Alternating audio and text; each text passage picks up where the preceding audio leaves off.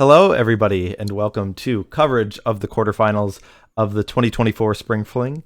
I'm Michael Hoyp. I'm joined today by special guest Michael Flores. How's it going? It's an early morning, Hoyp. Yes. You somehow tricked me into doing this. When I look, it was like 8:05, and you're like, "Oh, can you do an 8 a.m." I sent some stuff last night, but I don't know, man. I was winning a Premodern event last night. Yeah. How could I know? Yes. Either pre-modern or social life would be a good excuse. But yeah, it was definitely last minute planned. So we appreciate anyone who is able to join us live on quick notice. But otherwise, the VODs will go up on YouTube for your viewing pleasure. But the matchup we have our first quarterfinals of the top 8 for the Spring Fling, and we have Stasis piloted by Gabe Farkas up against Replenish piloted by Matthew Harper. So this is not a matchup I guess I've seen play out too many times. So I don't know like how, and I guess I haven't even like deep dived the list to see like how many tools like the Replenish list has against counterspells. So we're gonna kind of figure that out real quick. I'm gonna quick bring up some graphics about our players, and then we're gonna quick talk about the decks, and then we're gonna jump into the match right away. Gabe is on Stasis, you're saying? Yes. Yeah, I think that this match might go like a really long time, and I have no possible clue on how Matt can come close to winning a game. So like Gabe's A game crushes Matt's A game, right? And Gabe's suppression game is basically unbeatable. Like if you look at the construction of Matt's deck in game 1, he has 4 swords to plowshares, right? And he has to win with Opalescence in play. Like there's no other actual functional way for him to win the game other than having Opalescence in play, which means that Gabe can pin 4 Opalescence and 4 Replenish with 2 foil, 3 Arcane Denial, 4 Thwart, like pretty academically. I mean, he could even screw it up with Boomerang. Besides the fact that his A game just crushes the Replenish A game, right? Like first turn Black Vise might just kill him, right? So but yet at the same time, I think this match might take a very long time to complete. Yeah, and I would say one of the things to note is because the deck lists are public at this point. Yeah.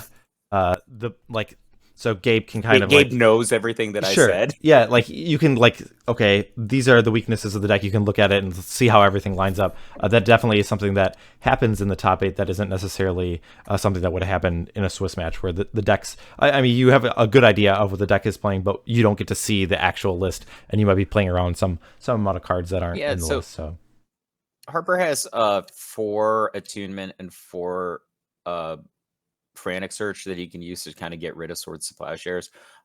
Seal of Cleansing is good for both of his kind of Parallax Tide combo, and also to interact with Black Vise and Stasis, but I just don't believe it is anywhere near enough. Okay. So you think heavy favorite at least for the first 2 games, because those are the ones without sideboard? I think he's a mortal lock to win the first 2 games, and I think that if you go to sideboards, Annul, Brain Freeze, potentially. So I'm not a big Tormod Crypt guy, but I guess it is pretty good specifically against the card Replenish. Okay, we'll have a little bit of time to kind of digest sideboard plans in between those games, but let's jump down to the match. I know the players have been waiting to get started. Yeah. Let them go, rock and roll. Yeah, and I'm sure everyone is excited to see some pre-modern action. So I'll let the players know that they can get started, and we're going to kick off our first quarterfinals for the Spring Fling. To be clear, not a soul ever has been excited to watch Stasis. Just to be clear, that's never happened. All right, what is this, an Ice Age Island? Yes, so Gabe had made a note that he used to be playing the snow-covered ones, but now has switched out in fear of Thermokarst and Icequake. Yeah. That looks like an Odyssey Island to me. Am I right on that? I agree that. Oh no, that's the Portal. Oh, Portal. Yeah. What do we got? I think so. And then an original Adarkar. What is this? What is that? A Mirage Island next to the? This is terrible. You don't like you have once said variety is the spice of life. I have never said that. Oh, you definitely have said that. I mean, maybe I'll link it to you. Probably I was I don't know. I think it was in reference of Antoine Ruel's lands in the Pro Tour LA's. You just say things so that there's not dead air. I don't really believe that. I mean, like, I play mismatched lands in some decks to tilt my opponents, right? Like, I once played like literally all different basic mountains to tilt my opponents in a red deck, and no one noticed, and I was literally offended. But yeah, like my red deck in Premodern, one of them has like all mismatched mountains because it's literally all new bordered redonkulous stuff. It's my favorite deck to play. All right, so a preemptive steel cleansing. If this resolves, that does make It is resolved. To be clear, it does. Gabe's on tap and 3 lands. Okay, it does make Gabe's game plan a little bit harder. Whether you look at the Black Vise portion or the Stasis. Yeah. It probably comes down to having like a Chain of Vapor, which you could either bounce the Seal Cleansing before you play those cards and then counter it on the way back down, or you could bounce second seal. Or you could bounce this is the like target. Literally the best card in this deck in this matchup. Is that an Arcane Denial? That is a costly. Oh my gosh. So the problem with the resolved Seal of Cleansing is that the non-combo version of like Parallax Tide actually is like a significant threat now. And so it changes the mathematics of how many things that Gabe has to suppress. I feel like Gabe almost has to play like a suppress your ways to win game instead of a try to win game, like just as a result of the seal resolving. I think I would have let the second seal resolve as a result, because I've been already on the position that I have to just suppress the replenish game plan. And like an Arcane Denial down is bad for a couple of reasons. One, he lets the replenish deck draw an extra card, right? In addition to 2 cards actually, like in addition to his draw step. But like it just reduces the number of hard counters that Gabe has to interact. And again, he needs to stop. If he stops all the Opalescences and all the replenishes, which is a maximum of 8 cards, I do not believe that Harper can win the game. However, the resolved Seal of Cleansing makes Parallax Tide substantially more dangerous. And as a result, I would have just let the second seal resolve, I think, because it doesn't do anything at this point. The first seal is already lethal. Yeah, I guess maybe it depends. Oh my gosh, he has to let this resolve. Part of the motivation might be that if Gabe has like a really reactive hand and has a bunch of counter spells. No, I guess then you just want to save them for those cards that you talked about before. So the super bad problem here is I think Gabe is trying to win, which is wrong. Once the first seal is resolved, it's so hard to be able to win, right? Like, I mean, let's imagine for a sec, does Gabe have Stifle in his deck? He does not have Stifle, right? Like, I don't understand this game plan other than maybe he can bait against the first seal with the Black Vise. He just plays Black Vise, right? If he has land Black Vise, then he can force the seal activation at some point, then potentially could pin him under Stasis and win later. But this is just... Obviously, Matt had an outlier draw, right? Okay, this is horrible. Whatever Matt's doing is now currently horrible. You just don't like committing any... Absolutely not. So Gabe's going to counter it, right? Boomerang the Seal of Cleansing and win the game right here. That's what's going to happen if he has a Boomerang. Okay. And if he doesn't, so... So a risky line in terms of that you're opening yourself up to... Specifically Boomerang. Yeah. So if Farkas had a Boomerang, the game was over. That's my diagnosis. I think that given the fact that there are 3 of 4 Seal of Cleansings, we know their location already. He has to do something to get rid of that seal. But I actually, if I was on Advantage Bar, I would put Advantage Bar like 75% in favor of Harper right now. And the reason for that is he like Gabe has exhausted so many. Why is he untapping? Okay.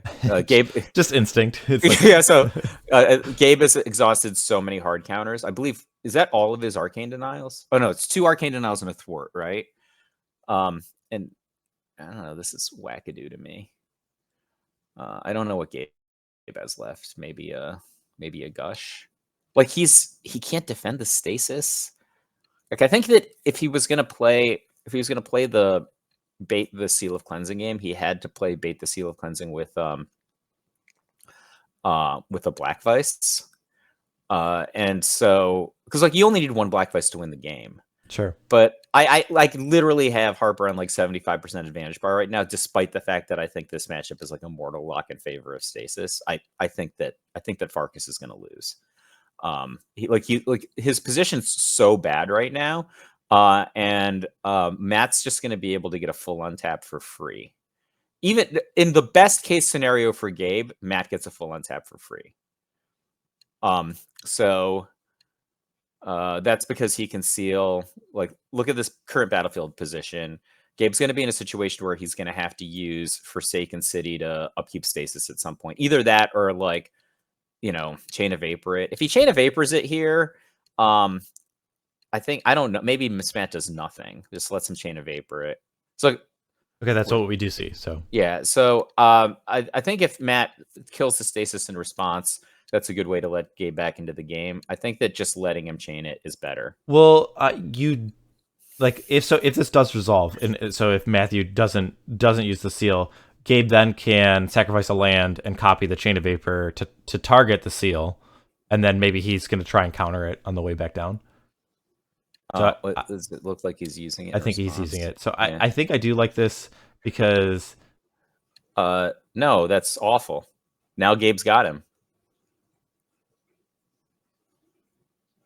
Assuming that he has another Stasis is what you're saying? Yeah. Like he only took that line because he had a follow-up play, right? Okay. Like so you're now Matt's just boned. So you wouldn't be worried about the counterspell, you'd just be worried about another Stasis. All right. That's so fair. Yeah, so now I'm gonna have advantage bar like 55% in favor of Gabe, and depending on how jumpy Matt is, it's just going to go to like 99%. I think like this looks to me like Matt is very jumpy. There's no reason to break these fetch lands at this point. Yeah, I would say like because lands are kind of like your best draws. Yeah, in these situations because it's not a card in hand and it's a resource that you're able to use. So you do want those in the deck. I think I'm trying to think what spell he would be casting right in this spot. Well, the problem is Farkas also has. Okay, he's going to get Daze, and it's going to be over. Frantic Search is being attempted. No, that's resolving. I would have countered this Frantic Search, personally. If it were up to me, Frantic Search would have gotten countered. Does Matt have a lot of soul lands? Let me look at this deck list. Are there soul lands? He has Skycloud. He has no soul. Oh, he has 4 Ancient Tomb. Okay. Yeah, City of Traders is a pretty expensive Magic the Gathering card, to be fair. I bought mine for $5. Maybe $3. Looks like we're having some connection issues with Gabe. I might have to do a refresh and then. But that was exciting, right? If we had advantage bar, like so, get on that Hoyp graphics team. I would have had like advantage bar like 75% Harper. Like now it's like 55% Gabe. And if Gabe had a Daze there, it would have gone to 99% Gabe. I think Matt's in pretty bad situation here, though. Most of the stuff that he can do that matters at all costs 4 mana. So, the fact that he's untapping 3 does not actually get you to 4. If he goes for it, he might get thwarted. He might get dazed. He might even be foiled. We have not seen an appearance by Gush yet. And Gush is probably the most powerful card in the Stasis deck. Yep, looks like we are waiting for Gabe to reconnect. So, can I ask you a question?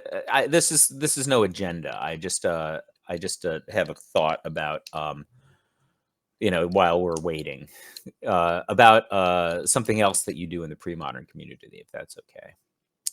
Sure. Yeah. So you once, for PSS decks, you once said, oh, you can't duplicate engines, right? Oftentimes you'll see people who have multiple decks that have, I don't know, Wooded Foothills, right? So Wooded Foothills is apparently not an engine. But could you play, for example, Gush and Growatog? I'm sorry, not Stasis and Growatog. Those are two decks which are, you can't have two decks that are more different from each other than Stasis and Growatog. So, in short, are you saying is Gush an engine, or are you saying could you play two? Gush is literally, as a former PSS competitor, Gush is listed as an engine under the. I would say the I think in our rules it is specifically said that. So yeah, but like, sorry about that. All right, looks like we're getting back Gabe. I just muted him. We'll go back to. But from a functional philosophical standpoint, I think like goblins and red deck are closer in DNA, and you wouldn't ban them. I disagree, I guess, but I mean the motivation of that rule is just to have variety. That you're not like. No, I get it. So yeah, that is variety. Yeah, like Stasis and Growatog are way different from each other. I personally would never play Stasis again. You know my experience with Stasis. So.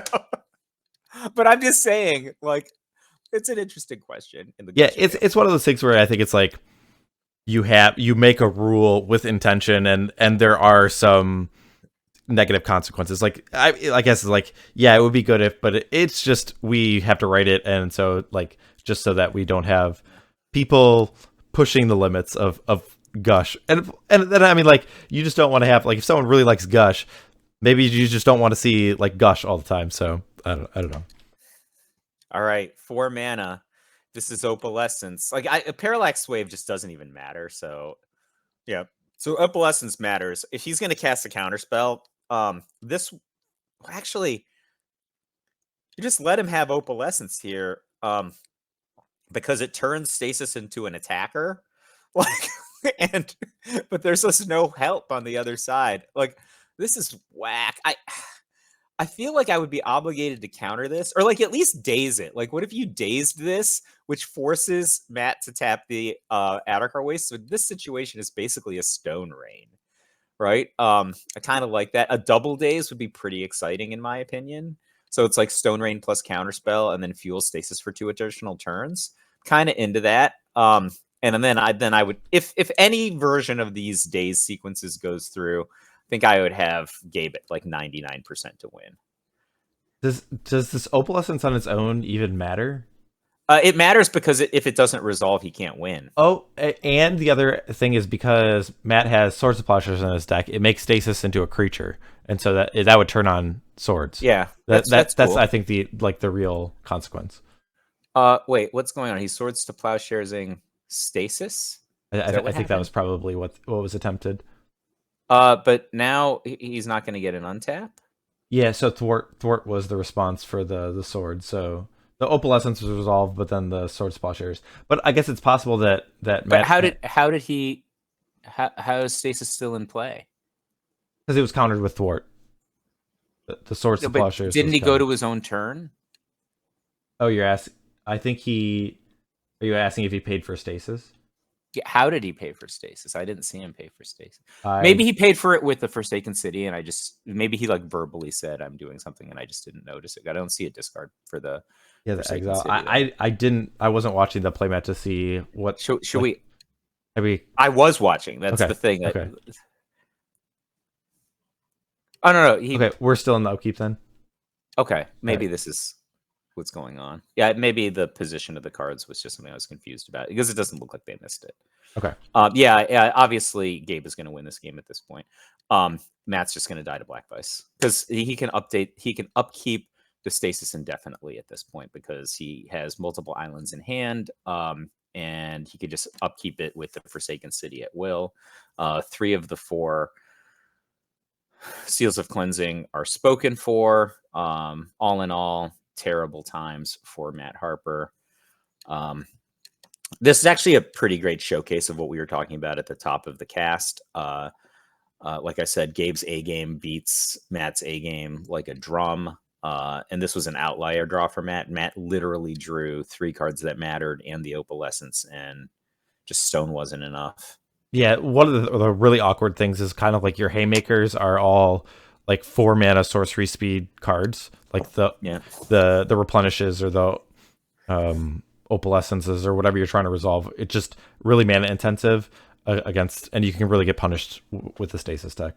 So is he down to 6 life? I think he's still at 9, but maybe they're... I can't tell which one is, because it looks like it's... Oh, I guess they're facing one another, so 9.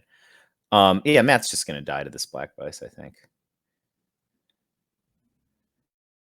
I think he's staying under it right now. Yeah, I mean, at some point he's not going to draw right, land, right? And then he's just going to take a point of damage. Okay. Oh, if this is like Seal Cleansing number 4, that would be kind of insane.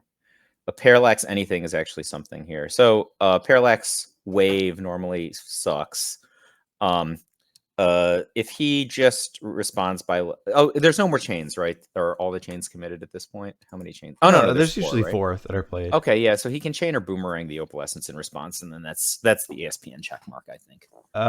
So if this were to resolve, then Matt would have the option to try and exile Gabe's Stasis.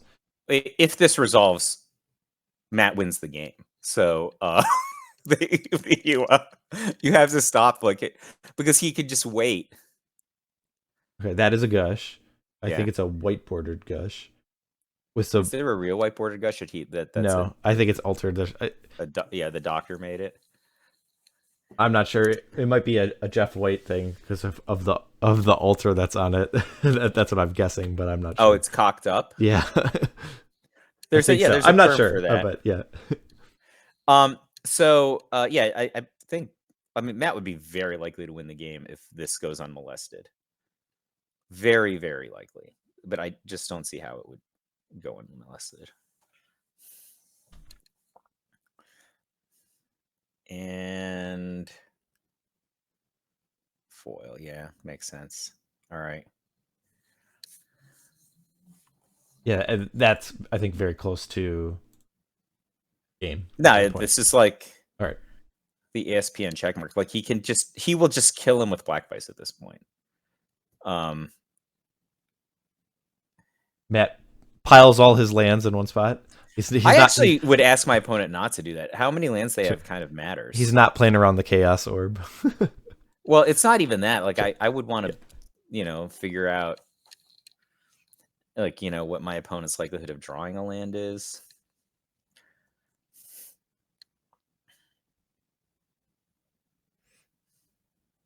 It's a best of 5.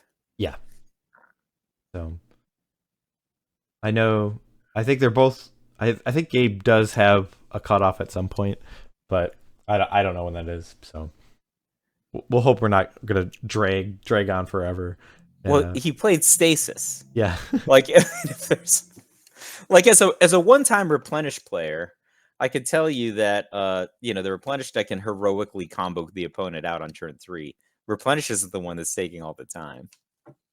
I mean, Gabe said it's not me who takes all the time. It's usually all the time is spent on my opponent's turn with the Stasis. Which there are certain situations where it's like the opponents are trying to figure out, okay, what is my game plan? How do I compose a win from that position? But that's like saying my opponents took a lot of time in the 15th quarter. The game's only supposed to have 4 quarters. The Stasis player makes it so there's 15 quarters.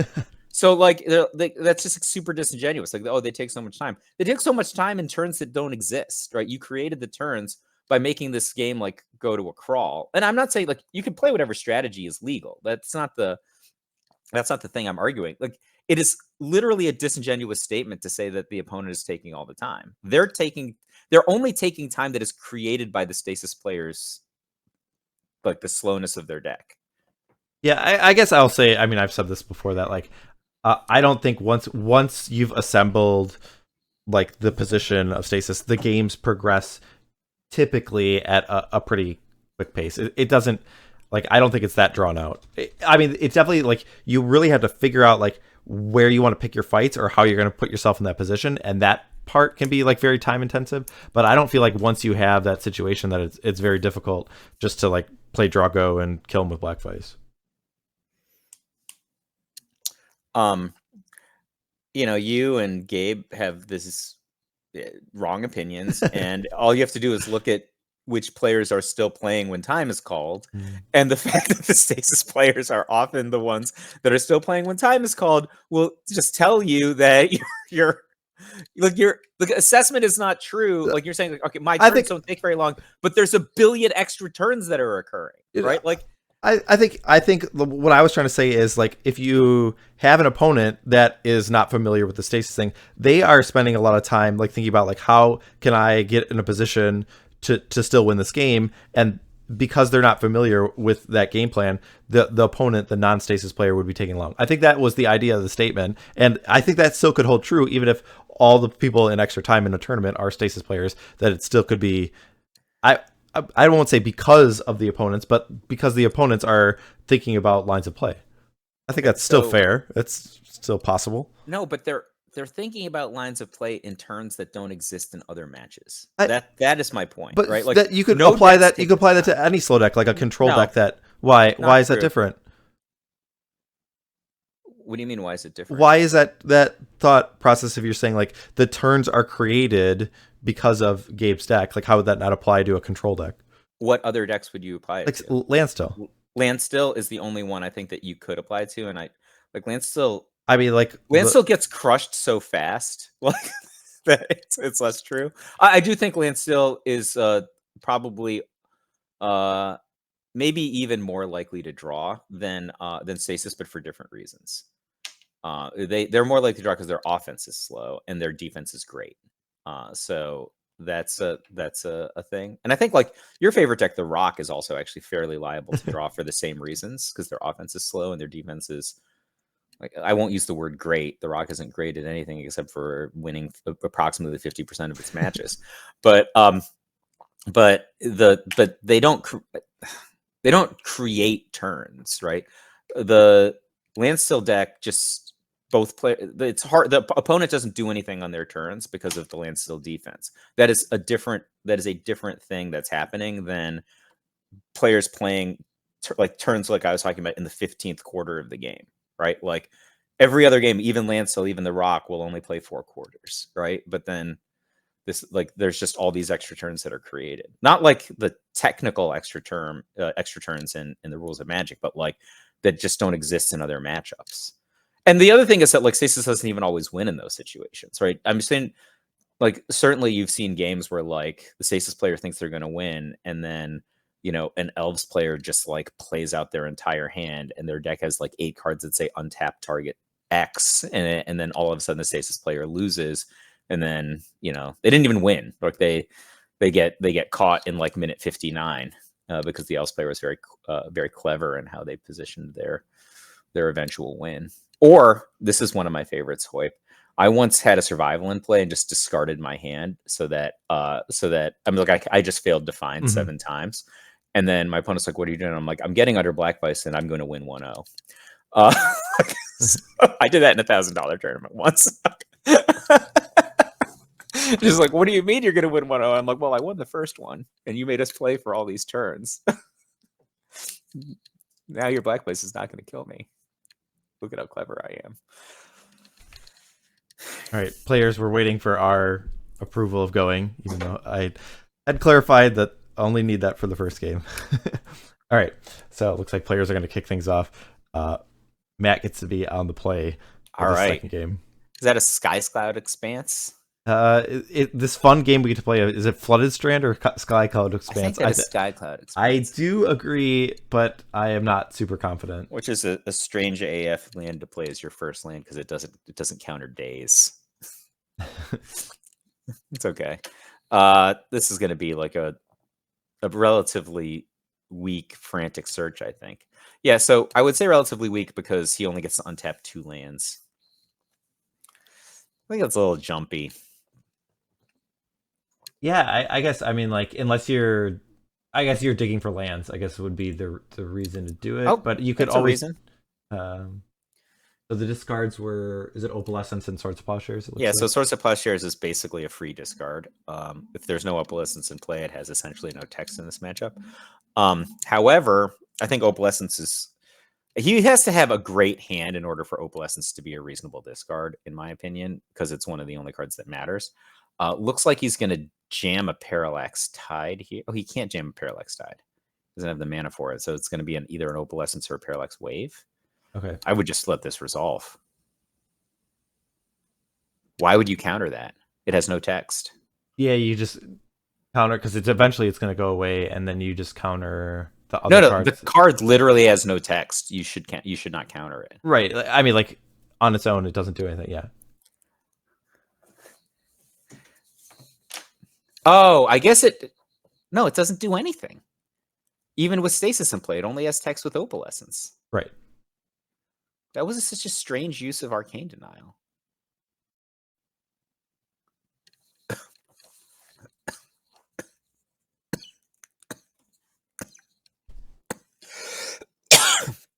Sorry. I couldn't hit the mute button fast enough. That's all right. It was a stifled cough where it actually wasn't too disruptive. So we do see a quick stasis come down in complement with the Forsaken City. So Gabe has the ability just to exchange cards from his hand to pay for that stasis. Yeah, wouldn't you like to still have your counterspell right now? I have to imagine that he still has one. If you're using it in that situation, but well, then wouldn't you want to have two? Yeah, please probably. Have a Daze. A Daze would be great here.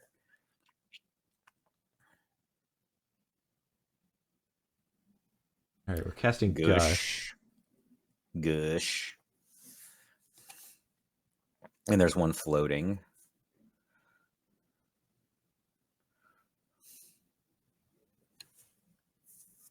It is like kind of a miserable feeling whenever you are playing against Stasis and they have Stasis down, and then you like start casting spells and they're like picking up lands like to thwart or Daze, and you're like helping them out, helping them keep the Stasis in play a little bit longer. It's not a good feeling. So, yeah, so right now I have ESPN check mark like 66 per advantage bar, sorry. Like 66% in favor. I'll go 64% in favor of Gabe.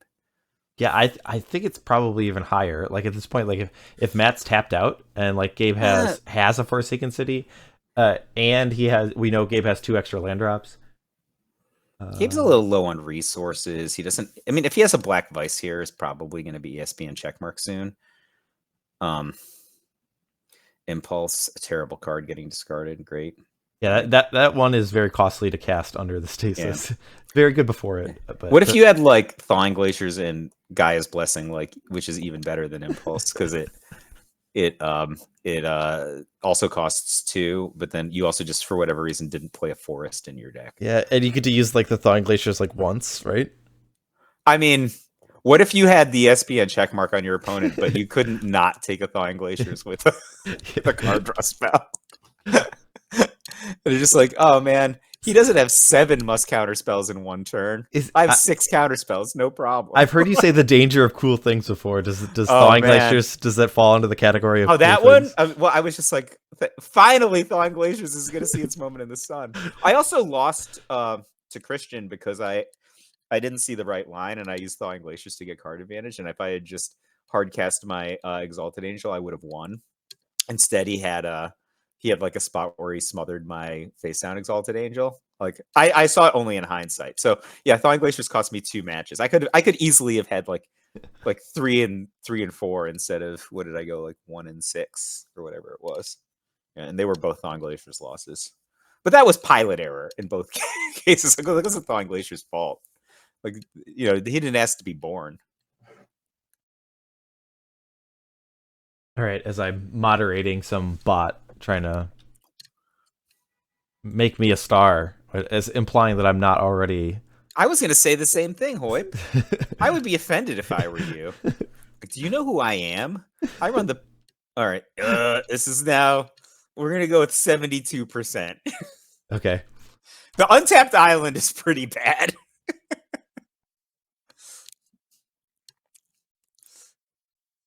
All right. Oh.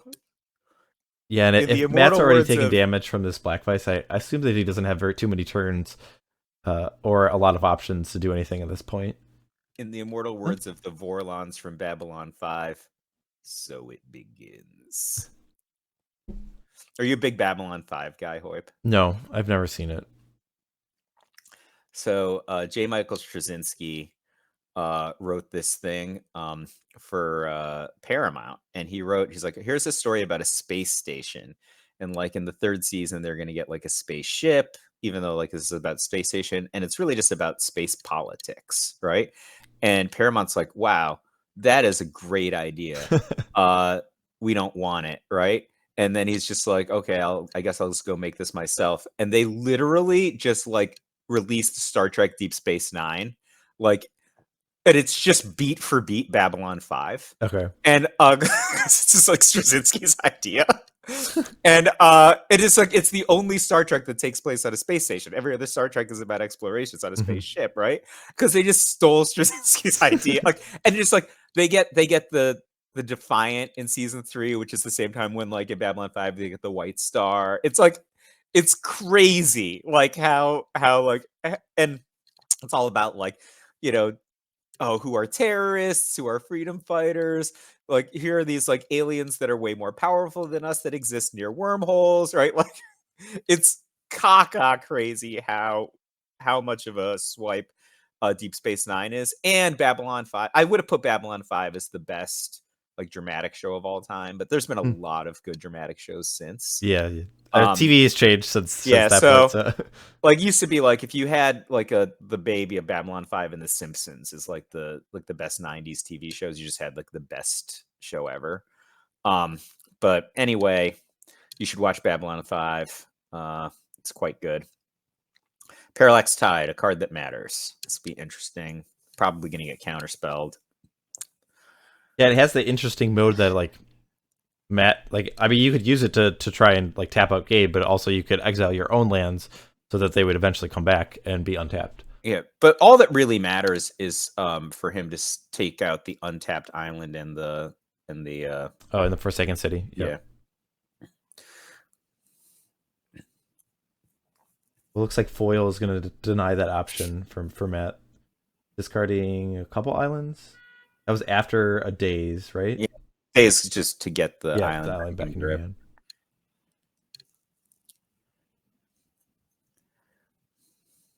What if Foil only required you to discard 1 card? Probably be slightly better. Just any card? Or just an island? Just an island. Oh, yeah, any card. Well, I was there'd be a lot of foil in mono red decks, let me tell you. I just like, I mean, like, Force Will is a pretty good card, and this was just better, so. But yeah. It would be very good. I mean, why didn't he discard the Forsaken City instead of the island? Yeah, he had to discard one of the islands. Yeah, but he could have just with already having a Forsaken City. I don't know the benefit of having the second one. In my opinion, he should. Oh, unless he just drew the Forsaken City that turn. I think that's like a possibility. But this game is going to end in 2 turns, so it ain't matter. It ain't no thing. But a chicken wing. Yeah, Wasteland would be a consideration, but I don't think that's applying in this matchup. I'm trying to think of something else, but there's no Wasteland in the Replenish deck, right? Right. What I do love about both of these decks is the presence of Tsabo's Web, popularized by the Spike Colony podcast in response to the proliferation of treetop villages and Mistress Factories, Rishodon ports, and Wastelands all coming together in a symphony of ridiculousness that is called Magical Christmas Land Death. You know what's crazy about how dynamic this format is? Like, at the end of last year, beginning of this year, like on a January timeframe, like Green-White Oath Peluche was like legit like a top 3 deck. Like hyper popular. It was like placing in every big tournament. No one plays it at all. It is literally a ghost town in Oath Pelucheville. I guess my experience is like, I don't know if it was played as much as it, like, you guys certainly talked about it a lot. But it was placed, whether it was, I don't think it was played that much because it's expensive, but it was placing. Okay. It was like in the top of every $1,000 tournament all around the country. And now no one plays it. Like literal stone nobody. And that, like, you know, it was like 3 months ago. This was like a real deck. And I was just always like, this deck sucks. And I think Green Red Oath Peluche, aka Magical Christmas Land Death, is quite a more stable deck. Okay. Let's talk about sideboarding, Hoip. Right. If you are Matt, you probably want to get rid of Swords of Plowshares. That's the only card that really super sucks. The good cards are none. Abeyance is okay. Yeah, I mean, it's like not great. it's not like good against what like the problem is it's just so mana intensive if you're gonna go Abeyance and then try and play a 4-drop. So and what's the card on? I mean, Arcane Denial is pretty bad, but it is better than Swords of Plowshares. Abeyance is okay. I feel like Abeyance is a better card than Arcane Denial, but I think I would be more apt to play all the Arcane Denials before I played any Abeyances. And the cards that I would want to take, actually, if you take out Parallax Wave and Swords of Plowshares, you could take out like 4 Swords of Plowshares and like 2 Parallax Wave, and bring in those other 7. Parallax Wave isn't that bad. You kind of want some Parallax Waves. I don't even know, man. Like, just Swords of Plowshares is horrible. I guess you take out 4 Swords of Plowshares for 3 Arcane Denial and an Abeyance, and call it a day. What would you do? Yeah, the Tsabo's Web is not effective against the Forsaken City, right? Well, no, I mean, Farkas himself has. I guess it doesn't even. Well, I guess yeah. Neither way, like it has to untap anyways, and it doesn't have any other abilities that it would not untap because of Tsabo's Web. All right, it doesn't do anything. No. I'm curious if Gabe brings in Tormod's Crypt. I think Tormod's Crypt is pretty bad in almost every deck. Like I loaned my Goblins deck to Zvi Moshowitz last night. He played Goblins, and he's like, "All right, run through the sideboard with me." And I'm like, "This deck has 3 Tsabos. I'm sorry, 3 Tormod's Crypts in the sideboard. I have never sided them in, ever. They seem horrible to me." And he's just like not even against Replenish, and I'm like, no. And I've never not beaten Replenish. Like, you have a combination. You have like Tranquil Domain and a Fast Clock. Why would you want to just like bring in a non-goblin card that didn't deal any damage? Like, you've won a monthly with goblins. Would you side in Tormod's Crypt against Replenish? So a lot of the times, what I do is I just like take out like the ringleaders and like the top end kind of stuff. I still put in Siege Chain Commanders because of like lackey draws, but like I don't play like a value game, and then I do bring in a bunch of hate cards in terms of like whether it's blasts or enchantment removals or Tormod's Crypts. So. My sideboard only has 2 blasts, right? Okay. So I would bring in blasts, but I'm much more apt to bring in Naturalize and Tranquil Domain than like Tranquil Domain does the same thing as Tsabo's Web, except for it does it in situations other than when they're specifically casting Replenish. Whereas Tranquil Domain does the exact same thing as Tsabo's Web in the moment. As right? Tormod's Crypt, yeah. Yeah, as Tormod's Crypt, sorry, in the moment. And it's like, but they can just like have like, an attunement and a seal or something, and you just 2-for-1 them, and that's great. And the Tormod's Crypt is only good specifically against the card Replenish. You have to put it out before they cast their Replenish, so it becomes a seal target. They're unlikely to side out all their seals because of the half combos. It just seems just straight up bad to me. So anyway, I'm just curious if Gabe brings it in. Like, people only play these cards in their sideboard because they intend to side them in sometimes. I would definitely bring in Annul. Yeah, I mean that card stands out. That seems it's just super hyper efficient. I guess I don't know what cards you want to cut. Like, are you just cutting? Stifle is pretty medium. I'd rather have an Annul than a Stifle. Stifle's pretty good against specifically the card Seal of Cleansing, and that's about it. I mean, but that is probably like the one that is most likely to sneak under your counter magic. Yeah, but I mean, You saw Gabe easily navigate a triple Seal of Cleansing draw without drawing Stifle in game 1. Like, I would feel pretty confident if I were him against the card Seal of Cleansing. And Matt's sideboard is just not doing anything, right? Swords of Plowshares getting swapped for Arcane Denial is about the best thing you can do, which is fine, right? Like, that those cards have text, where Swords of Plowshares is very little text. But I'm curious if Gabe brings in Brain Freeze, maybe for style points. Getting Brain Freeze wrong is really bad in this matchup. Like, if you screw up the Brain Freeze, I recently had a match against Landy Ho. I was playing Tom Metelsky's Red-Blue Devourer deck, and I just went for it. And I knew his deck didn't have Gaia's Blessing, right? And I'm like, you don't have Gaia's Blessing. And I'm like, all in, go. He's just like, yeah, but I do have Crows and Reclamation. It's like Crows and Reclamation just for Replenish, and then he got me the next turn. You did all the work for him. Yeah, because if you get it wrong, it's really wrong. And that was on my birthday, and so that was not. It's not a good birthday present. Nice little treat. My alleged friend Landy Ho replenishing me out. So that made me not like Tom's deck anymore. I'll say you were pretty high on it before. Just I thought it was great. I thought it was great because it looked to me like it was good against red green. Because I just can't stand these Fran decks that are just like 30 mana, 36 mana or something. Like, just don't understand how they're allowed to exist. You know, like, it seems crazy to me. I'm like, oh, okay, this is a fast combo deck, which I like, and it has Tsabo's deck, Tsabo's Web, which I love. You know, it seems great. And then I went like 1 and 2, or like 2 and 2 or something in a meetup with it, and I'm like, I won the meetup with the Rock last night to give you to give you an idea of my expectations. I went undefeated with the Rock. Okay, so if his fast combo deck with Tsabo's Web can't get it done, I don't know what we're doing with our lives. Land claims I metagamed against him because he's like, oh, can I borrow your white weenie deck? And I'm like, yeah. I'm going to play a Call of the Herd Pernicious Steed deck, though. What if he just asked you that and then didn't play it or loan it out to anyone? He was just assuming that you were going to metagame, so he was just next leveling you. He's like, okay, Flores is going to play his... Respect. First round I played against SWB with Land's Landy Hoth deck that he won the Fifth Hammer 1K with, which is a horrible matchup.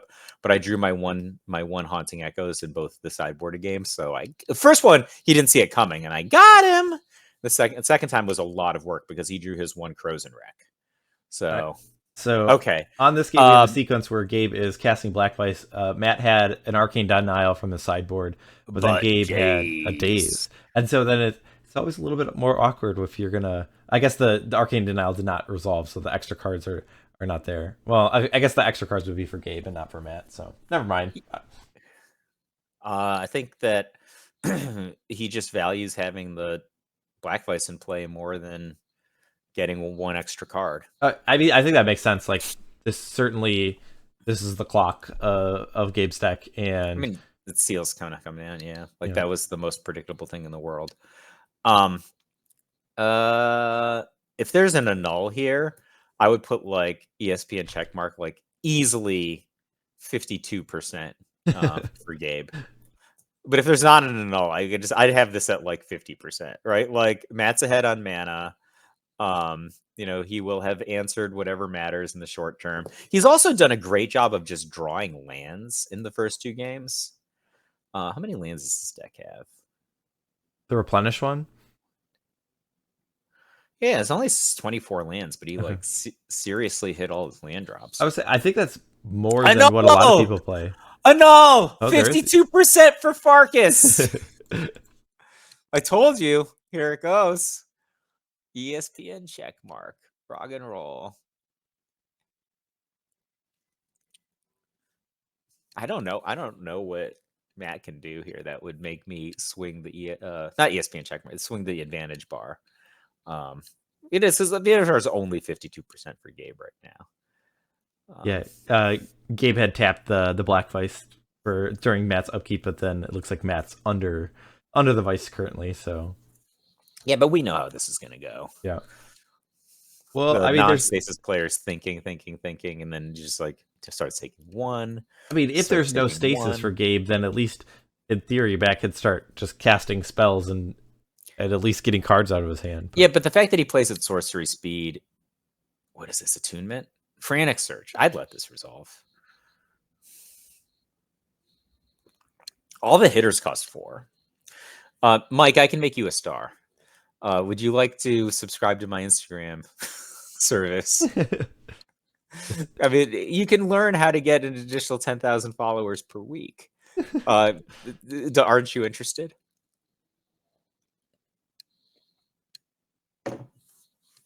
All right, so Frantic Search resolved, and I think Opalescence, and then another Frantic Search was discarded. I told you this man is good at hitting his land drops. I mean, that is something that's very powerful in this matchup. Yeah. But it's still, like, it's kind of like, what is the end game for Matt? Like, it just seems difficult to even... Are you thinking you're just going to Abeyance and Replenish in one turn? And hope that Gabe only has one counterspell? I don't know. Well, no, I think you're just going to keep hitting your land drop so you don't die to Black Vise, and then you just kind of try to remain flexible from that point forward. I mean, even if you drew all the lands in your deck and then started drawing the spells, like, you'd still have to do something. Like, you're eventually, assuming that Gabe gets a Stasis lockdown, but...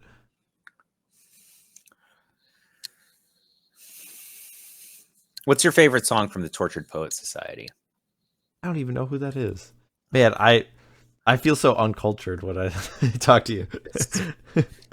Everyone on this stream knows what the Tortured Poet Society is. Either that or they should go Google it. Taylor Swift has the top 14 songs on the top 100 right now. That has never happened. Is that an album of hers? Yeah, she has the top 14 songs. Okay. 1, 2, 3. Like, that's never happened before. I thought that was a group that you were referring to. Okay. I mean, like, I know much more about like top 40 pop or anything like than that, but I'm trying to think. I don't know which 14 songs of hers would be, but I don't know. Like, I don't know which one's number one. Probably Fortnite, the one with Post Malone. Yeah, that one's the most popular one right now, I think. But then still, Cruel Summer, I think I hear all the time still. I mean, that song is 5 years old at least at this point. I love that song, by the way. Well, one thing, I was like driving in the car and my daughter had said like, "Oh, this song is from her like 1989 album." And I'm like, "No, it's not. Like, it's like I only started hearing it a year ago." And then I like learned that like Taylor like really re-releases songs or something. And I'm like, well, Cruel Summer's from Lover. Yeah, it was a different. It was. A different but one. Cruel Summer's famous because it had a research. It wasn't a radio song. It was quite good, and like the fans just made it to a big hit by themselves. So it had like was a delayed blast fireball effect.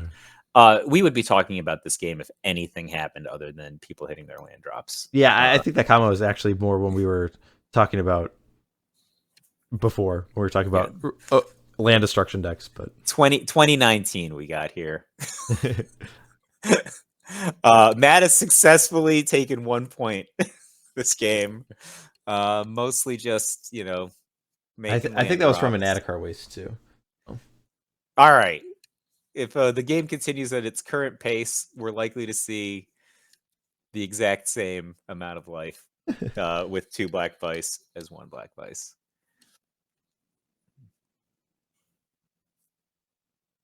Frantic Search. See, Frantic Search is great for keeping you under a Black Vise. Yeah, because you discard a card and then and you don't tap any mana. Yeah, and you get lands. Yeah. Come on, man, this is the best.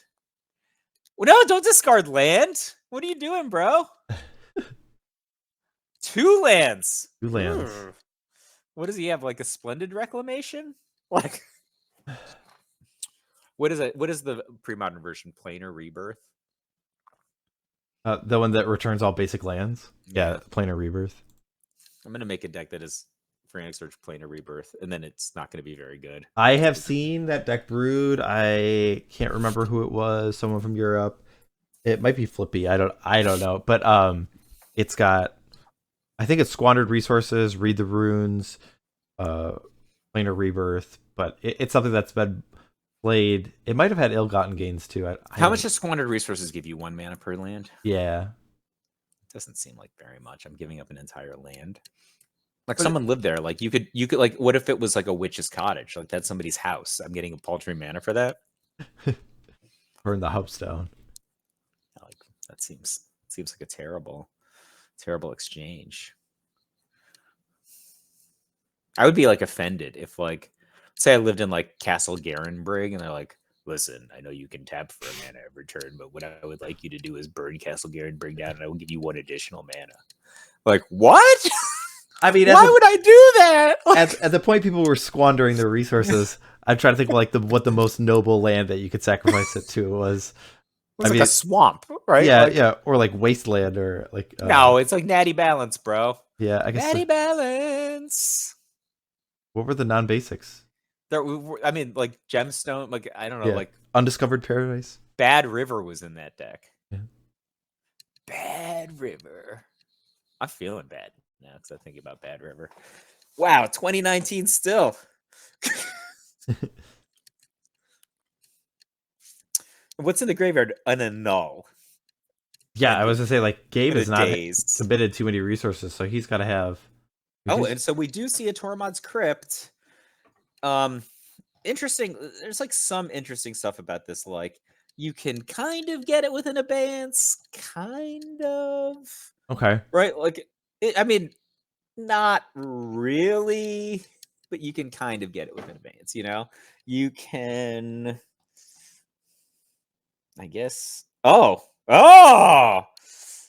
The Black Vise has sunk its teeth into Matt Harper's haunches. It's only gonna get more vicious. So 4 mana getting tapped here. Parallax Tide. I would endeavor to not allow this to resolve. How do you feel about this? yeah, I mean, I have to imagine Gabe has a hand that is full of reactive cards, and this is probably not one that you want to resolve, given the amount of resources he has. I mean, if I had a Chain of Vapor, I might just let it resolve, actually. I mean, it depends on how many counter spells are in your hand, but if I have a decent number, I'm not inclined to let this resolve. It just seems like things could go wrong if it does. Why do people play Arcane Denial instead? Interesting. I think it's just the interaction. Oh, you're talking about in the Replenish deck? In either deck. When I played Replenish at LobsterCon 2 years ago, I played Counterspell. I think it's just because the mana that I mean, people are playing Skycloud Expanse in the deck because I think the mana isn't great. And so I think it's a concession, just that a hard counter that costs 1 blue. But what about in the Stasis deck? Like, why don't you just play Counterspell? Like, all your lands literally produce blue. Yeah, I think it's just because it's cute with Black Vise. I mean, there's certainly like I know like Will Hurst has certainly moved away from Arcane Denial, and I think he does play Counterspell. So I think there are certainly people who take that approach. Like I remember in the High Tide days, we used to started with Arcane Denial and then switched off to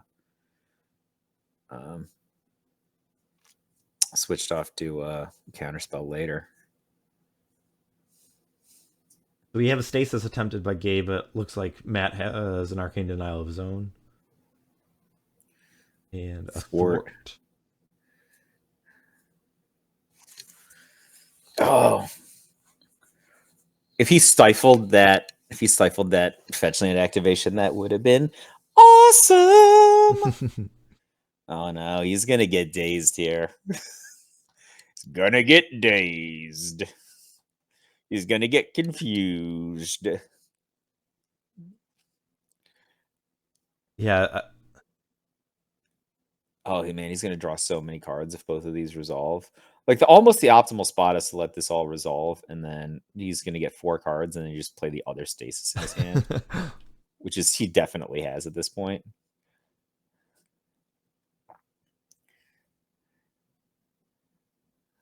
That's not that exciting. What is that? Boomerang action? Yeah, Boomerang Island are discarded to the foil. Do you remember when there was television? There's used to be a thing called Boomerang action. It was like Cartoon Network. Yeah, that does sound familiar. All right, this game seems like it's going to be. I now have this on advantage bar like 55%. Gotta be more than that. Yeah, no, it's like 98%. What if you doubled 55%? Yeah, it's closer to that than actual 55%. I do agree. Including with the Tormod's Crypt in play, like, oh, no land drop. Gonna be taking some Damaga. Yeah, these Black Vices are gonna get real hefty real quick, I think.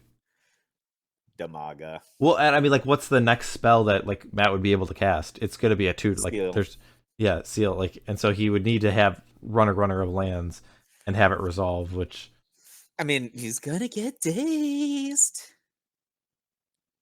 all right, 2 damage, then it'll be 4. Then it will be 6. Then it will be 106. 106 damage for Black Vise. Why doesn't everybody play this card? They should. It's very powerful. You're probably like, yeah, you can play Black Vise against my red decks. I've always wanted to play Black Vise in the red decks. The people that have experimented with it, I think, have not been very happy with it. Yeah, because it's terrible. Well, I mean, like, your opponents are going to spend all their resources trying not to die, so they naturally don't have cards in their hand, so...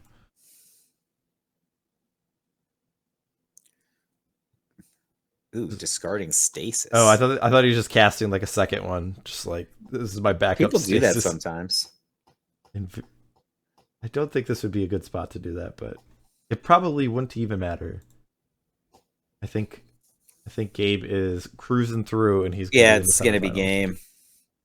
All right, 3-0. I would have predicted that Stasis had a dominating matchup against Replenish. I mean, the first Gabe looked like there were at least like a little bit of worry from Gabe, and that was yeah, but like Matt drew like so many seals. Yeah. So, but yeah, it didn't seem like it got much better, and like the sideboarding like didn't really change anything, and so it just looked like Gabe was just in a very comfortable position almost all. I think all the Gabe points. navigated that last remaining seal with his Stasis really well. I think that's a thing that I would have to commend him on. Yeah, so let's see. Did we go with 1 Abeyance and 3 Arcane Denials for the swords? That's, I think, what would have happened. Okay, I'm going to jump down to the player screen and then unmute them and see if they're conversing about the match at all. We can kind of listen in.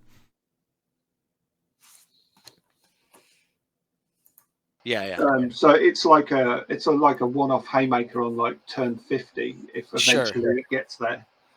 50 or 15? Either. It's just pretty irrelevant because it's never going to resolve early, and that's why I'm not too bothered about the Tormod's Crypt either. Yeah. I don't really care about it because I'm just going to cast all my stuff. Yeah.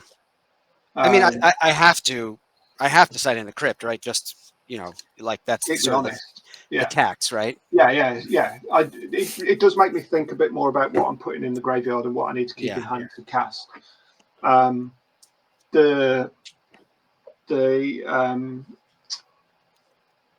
The trick is all about resolving a Parallax Tide. Right.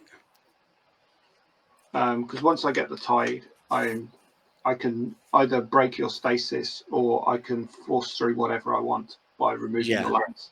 Yeah, I will say, I think in the group stages, I think I was able to Gush to help avoid like getting, taking stuff to Parallax Tide and things like that. But at that point, I already, if I've already got 8 or 9 lands out, right? Parallax Tide hurts, it stings, but it's not backbreaking, right? Yeah. So, but if you've got Stasis, did you remember to unmute them, by the way, the other guys? No, I haven't unmuted. Okay.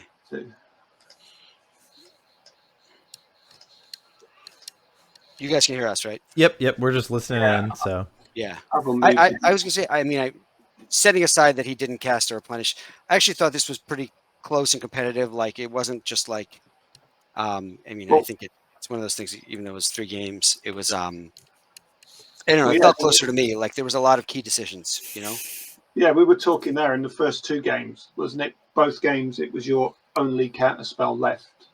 When I cast the final spell, which in the first case was the Parallax Wave, which would have been game winning, and the other one was the Parallax Tide, which would have been game over as well.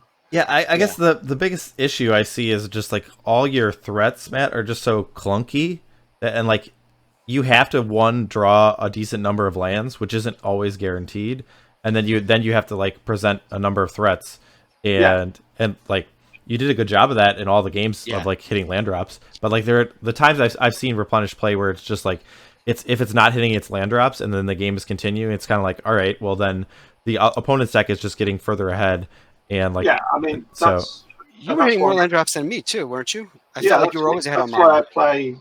That's why I play 24 lands. Mm-hmm. Yeah. It has to play 24 lands, and 4 of them are soul lands. Yeah. Yeah. So, it's a virtual, I don't know, virtual 28 lands. Yeah. So, Yeah. That's a lot. That's Landstill territory right there. yeah, and you need that. You need that. Yeah. The replenish is pretty irrelevant in this matchup. Yeah.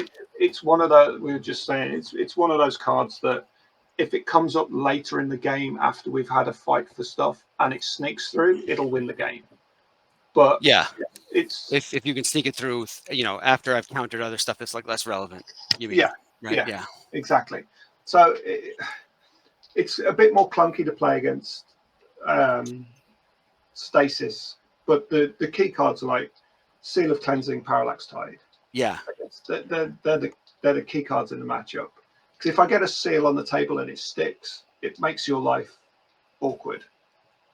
In game 1, you had an early seal and I left it because I had a Stifle in hand. I don't remember. Did I end up stifling it?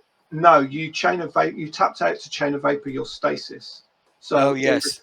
I was like, well, that at that point, right? If I don't crack the seal, you then sack a land and copy your Chain of Vapor and bounce my seal. So True. I So might as well yeah. try and seal Yeah. the Stasis at that point while you're tapped out and force you to use another resource. Right. I remember now. I felt comfortable tapping out because I had drawn the second Stasis. Right. Yeah. Yeah. That I remember. But yeah, I think I feel like I'm probably a little bit more advantage against you than most Stasis decks because of the Stifles. Most of the Stasis decks I've played against play Stifle these days. Oh, really? Yeah. The ones I played in the group stage, they were running Stifles. I don't know how many. Oh, in the main. Yeah, and someone did stifle my Seal of Cleansing, which was annoying. And here I was thinking I was unique. Yeah, but it's this. I have to approach this the same as I do against any control deck. It's like I'm just going to make my land drops, cast relevant cards that force you to have to make decisions and counter. Yeah. And if I do it quick enough, then I can run you out of counter spells, which I nearly did in games 1 and 2. You gushed into the foil, right? Yeah. If you'd have gushed and whiffed and not got the foil, then you would have probably gotten that one, right? Yeah, exactly. Yeah. So that's how close the matchup is. Like I said, it felt pretty close. I totally agree. Combo decks are right. You're trying to get that key turn, and I know you said Replenish is not as important, and I think you're right in this where you do have to slow play and just overwhelm me. But I think that's the typical way to view it, right? Like combo decks, you're just trying to go off before I can stabilize, and I'm hoping to stabilize quickly. And I think, the Vices were pretty timely with that regard. Yeah, so that third game there, because I bored out the Swords to Plowshares because they're they're not garbage because if I managed, like in that one game, if I managed to get the Opalescence through, I do have the opportunity of one white. Yeah, that's what you said to me, and you got me scared about it. The other thing in game 1, why on earth weren't you attacking for 2 with the Stasis, which was a 2/2 creature? Because you had the Opalescence, which is not a creature. Because Opalescence says each other enchantment. You're right. I knew that too. I was more than happy for you to not do that 2 a turn and me to try and actually get there. Well, it's only it's only 2 once, because it doesn't untap. Right, right, yeah. But yeah, true. It's an extra 2 damage. Yeah. I think Gabe should have just countered the Opalescence, then he wouldn't have had to worry about the Parallax Wave. Opalescence is there's only 8 cards that matter in Matt's deck, right? If you counter every Opalescence and Replenish, he functionally can't win the game. Well, yeah, so I looked at it before and I thought the cards I need to worry about are the Replenish and the Tides. Oh, I guess in the Seal of Cleansing. No, I'm saying a different thing. Oh, okay. He functionally cannot win the game. Yeah. If you counter you have more than enough counter spells for all of his Replenishes and all of his Opalescences. The problem was he resolved a turn 2 Seal of Cleansing in game 1 and drew 3 Seal of Cleansings. Yeah. So you couldn't play that game. Like suddenly all those other cards actually start mattering a lot because if the Tide resolves, then he can just combo you with the seal that was in play. I thought that you navigated that Chain of Vapor turn really well though. That was my my thought. Yeah, the other thing that's quite relevant with why the tide is quite important is because if you've got the stasis out and you've only got like 1 or 2 untapped lands, or you're relying on the Forsaken City, and I try and resolve a Parallax Tide, I'm not going to tide your tapped lands out. I'm going to tide my lands out so I get to untap everything. Yeah. So That's interesting. The tide is really important. I mean, what Michael says is right. I have those 8 cards that if you counterspell all 8, then I functionally cannot win. Yeah. But the problem is that the tide tide sticks an awe in that a bit, because you have to counter the tide, because the tide can mean you can't counter one of those 8 functional cards. Right. Gabe can play multiple games. I think like we saw in game 1 and 2, I think Gabe's A game beats the Replenish A game, which is just like, if I do my thing and you do your thing, my thing is probably going to win because his stuff is only 2 mana and 1 mana, and your stuff is 4 mana. But game 1's so hard. Yeah, but the side game is like he could actually just try to keep you from being able to win, and those are two different potential game plans. I think like you're right about like the tide has text, right? It can certainly do things, but if you're not comboing him with the tide, like even if you're just getting an untap or whatever, that assumes he's actually trying to pin you with his A game. Like in game 3, for example, neither of you did anything for 10 turns. Like just whatever. Like you could in one of those games, and he has like north of 5 lands, he could possibly just let you have the tide, especially if he has like a Boomerang or a Chain of Vapor, and like he'll just get his stuff back as long as you just don't have combo pieces, right? Like obviously, if you have combo pieces, he has to respect the tide. Yeah, absolutely. And I'm just, at the end of the day, the way I approach this matchup is I'm gonna cast cards in some kind of correct order, but I am generally just trying to run him out of resources. That's the only way that I'm going to win. And game 3 was interesting because my hand, I had Abeyance and a couple of Arcane Denials. Yeah. So, and then I had the Tide and I had an Opalescence in my hand. So my plan was, okay, I've got to try and play, because I've got those 3 cards. I'm going to try and play land go, get enough resources on the table, and then we'll fight over something irrelevant. Hopefully I'll stop him casting the Stasis, and then I'll cast something relevant. I thought maybe you would be going for like, get 8 mana in play and then just have like double Abeyance or like Abeyance Arcane Denial, and then just like land a Haymaker and then win the game that way. But it didn't look you ever drew Replenish, right? I think you're right what you said before, Matt, that Replenish, if it wins, sure, it wins the game, but like you need to be hardcasting your stuff. Yeah.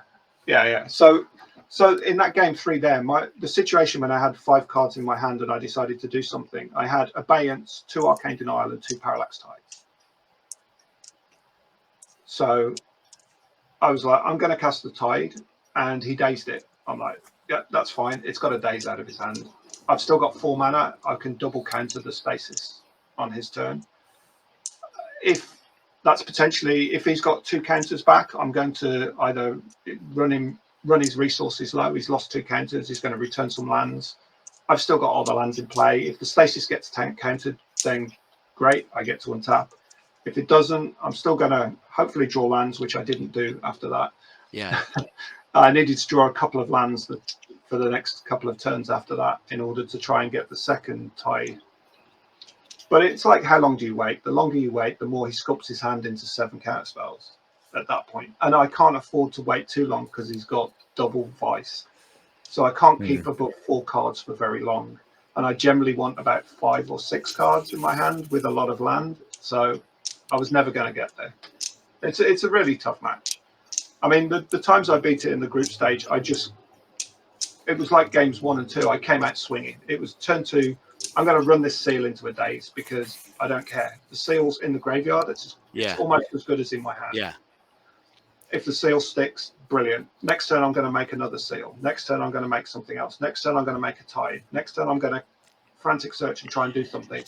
And if you haven't drawn like enough counter spells at that point on about turn 5 or 6, the Haymaker's going to land and I win the game. But yeah, that's the only way to win. And I need a little bit of luck. You said one of your opponents had Temporal Adept out the side, right? Yeah. One of my opponents in the group stages, his Stasis deck, he boarded in Temporal Adept. That's awesome. And yeah, I boarded out my Swords to Plowshares, obviously, and he made like a turn 3 Temple Adept, and I was like, that could be a problem. But luckily, I had my turn 3 was Ancient Tomb, Parallax Wave, and he was like, yours is a little better. Yeah, I was like, well, his argument was like most people take their removal out against Stasis, but my counter argument was, well, Replenish doesn't because Parallax Tide is quite an integral part to to keeping wave. You mean Parallax Wave, sorry. Yeah, but even if that's true, you need to have a soul land, and you have to have it that turn, or you might never be able to cast it. That's I think he was kind of right. Like you were right, and you were also ended up winning the lottery on it, right? But his thinking wasn't wrong. But if I didn't have the soul land, I play my 3rd land. Sure, he gets to untap and he bounces a land, and he keeps me at 3 land then for the rest of the game. Yeah, that's very bad when all of your cards that matter cost 4. Absolutely. But he keeps me at 3 land until I draw a soul land, at which point I play a soul land, tap 4 and play. And then he's got to counter the wave. But it's there was that tiny window and I got it.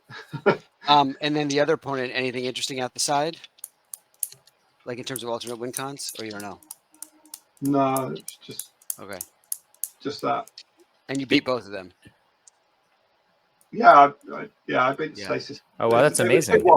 They won games 1 and I won games 2 and 3, mostly because of Abeyance. Abeyance won me all the games I played against Stasis. That's the card I was scared of. Yeah, it's kind of nasty. The stars still have to line up for me in a certain amount, but I need ideally you want multiple Frantic Searches and a couple of soul lands and actually generate a bit of mana, and because you generally don't counter the Frantic Searches. No. Although if I thought about it a couple times, because if I countered them, your land stayed tapped. Like if it was under Stasis already, I thought about it. But if not under Stasis, then you're very unlikely to counter the Frantic Searches. Yeah, you're right, because it's not. Yeah, but no, I mean, Abeyance, I was definitely terrified of. I mean, I play literally 30 instants, so it shuts off half my deck. Abeyance is great, and there's also that real, like a bit of a corner case, really. Your opponent's sat there with Tormod's Crypt out, and you let the game go really long, and then you Abeyance them, and they go, okay, Abeyance resolves, and then you go Frantic Search, Attunement, Replenish, and they go, crack my Tormod's Crypt, and you wave the Abeyance out the graveyard under. Yeah. I guess that's why it's better than Chant, right? Yeah. Okay. And it draws a card, it replaces itself. The problem with the Replenish deck is all the card drawing in it is card disadvantage. Right. The Frantic Search is disadvantage, the Attunement is disadvantage, everything. So that's why I like the Arcane Denials and the Abeyances, because they just get that one card back that you need. Yeah. I was going to ask about Arcane Denial if it was just because of mana considerations or if it was also, like you said, it's kind of both. It's single blue, so you're not relying on double blue in your blue-white deck, and it replaces itself. You've got enough card disadvantage, and it's a hard counter. Yeah. Mana Leak is also fine, but Mana Leak loses value the later the game goes on. Yeah. You've got 16 blue sources, right? 16 blue sources, 16 white sources. Because you have 4/4 everything, yeah. Yeah, if you count fetch lands. Yeah, because you're right. I've got 4 copies of 15 cards in the main deck. Yeah. I think it's beautiful. Well, you should run a league where that every deck has to be like that, just 4 copies of 15 cards. I think that would be an interesting deck building constraint. Yeah, definitely. I mean, it feels a really good version. Yeah. I dislike the City of Traitors, and it leads to too many awkwards. Oh, I've got to play this on turn 4, and then I put myself back a mana if I need to play another one, and it's just awkward. So I ditched it. I ditched the City of Traitors. Yeah. I even tried the Mercadian Masks come into play tap lands, like one Like blue Sappers one, and one. Scary or The whatever. depletion Yeah. ones, yeah. Yeah, so I Yeah. played like one of each for a while in the place of the 2 City of Traitors. And I was just like, I just want this to be like an island and a plains. It's what's the white one? The blue one is Sappers and Scary, right? Remote farm. Yeah, white is the one's white one. remote farm. Oh yeah. Yeah.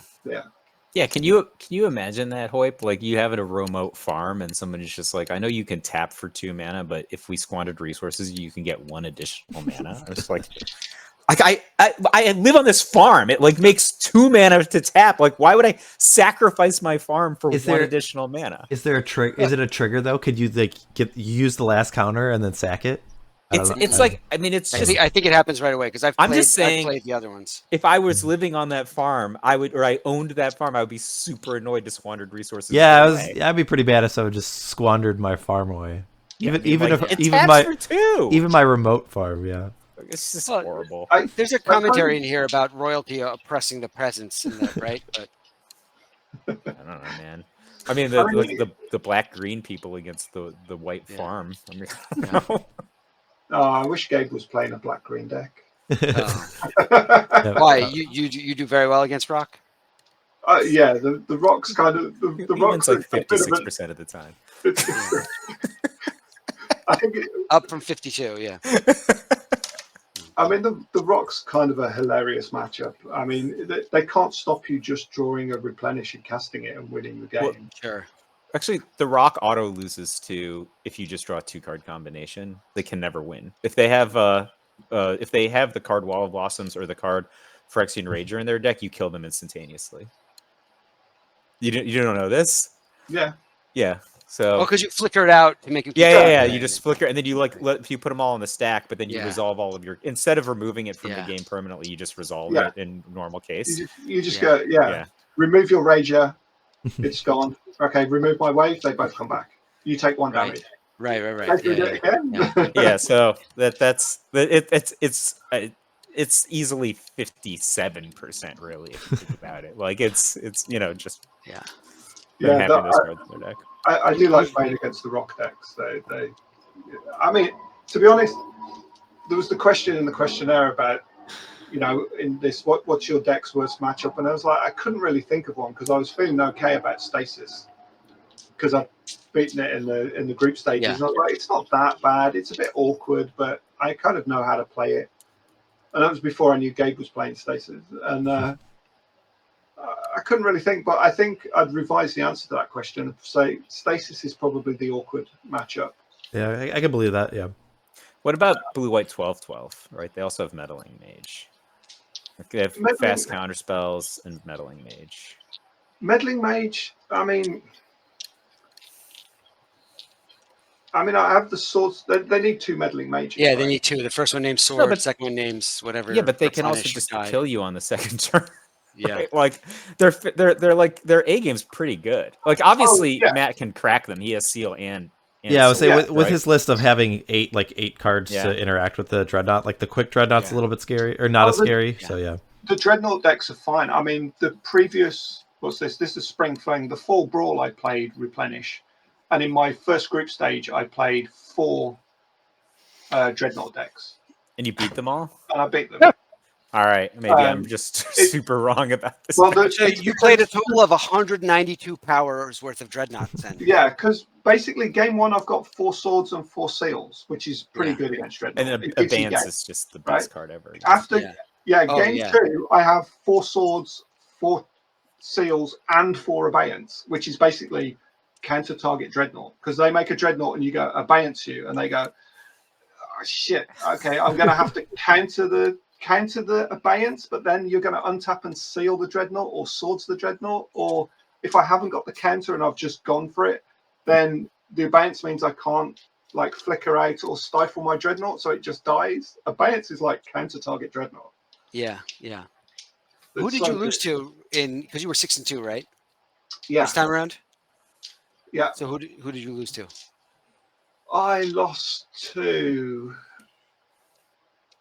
a red-green goblin deck, which was, he had he admitted it as well. He held his hands up and went, "They are the best draws I have ever had in my life with this deck." He went like, the thing that confused me was he went turn 1, Carplusan Forest, Bird of Paradise.